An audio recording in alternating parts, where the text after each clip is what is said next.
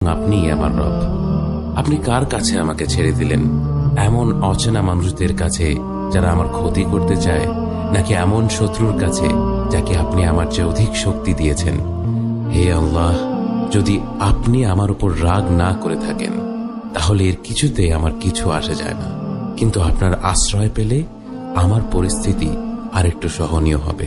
হে আল্লাহ, আমি আপনার চেহারার নূরের কাছে আশ্রয় চাই, যা সব অন্ধকারকে উজ্জ্বল করে দিয়েছে, যা দুনিয়া এবং আখিরাতের সব বিষয়ের সংশোধক। আল্লাহ, আপনার রাগ এবং অসন্তুষ্টি থেকে আমি রেহাই চাই। আল্লাহ, এ সব কাজই শুধু আপনাকে খুশি করার জন্য করা, এবং আপনি ছাড়া কোনো শক্তি নেই, কোনো ক্ষমতা নেই।